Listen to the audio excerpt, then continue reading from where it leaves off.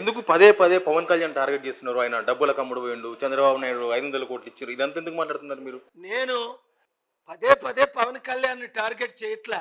Pawan Kalyan fans అందరూ పవన్ని చీ అని ప్రజాశాంతి పార్టీలో వేల మంది చేరిపోతున్నారు. ఎందుకంటే ఒక యాక్టర్ని సీఎంగా చూడాలని వాళ్ళ అన్నయ్యని 2008లో ప్రజారాజ్యంకి 18% మద్దతు ఇచ్చారు.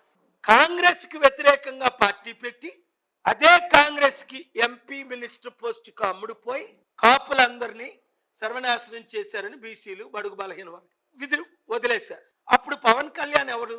ప్రజారాజ్యం పార్టీలో యూత్ ప్రెసిడెంట్.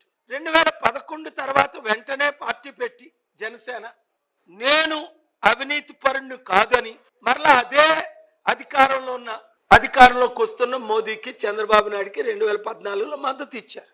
చీ అని అందరూ ఆయన్ని విడిచిపెట్టిస్తే 2019లో ఆయన బీజేపీ మతతత్వ పార్టీ అని తిట్టి ఘోరంగా ఛీ అని తిట్టి బిఎస్పి సిపిఐ సిపిఎం కొంచెం మంచి పార్టీలతో బిఎస్పి అంటే అమ్ముడుపోయింది, మాయావతి అమ్ముడుపోయింది. పవన్ కళ్యాణ్ తమ్ముడు బీజేపీని తిట్టి ఇంకా నేను ఎలాగా గెలను 3% ఓట్ బ్యాంక్ ఎన్ని వచ్చాయి 2019లో ఆయనకి?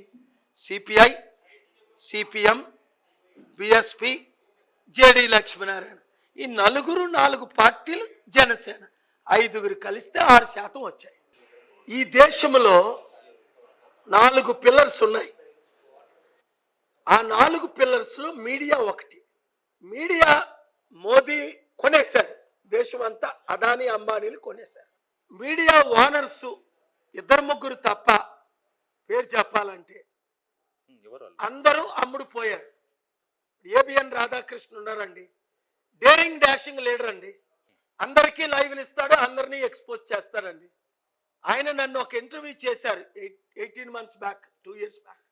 2 కోట్ల మంది వాచ్ చేశారు 5-6 పీసులు వేస్తే, బిట్లుగా వేస్తే.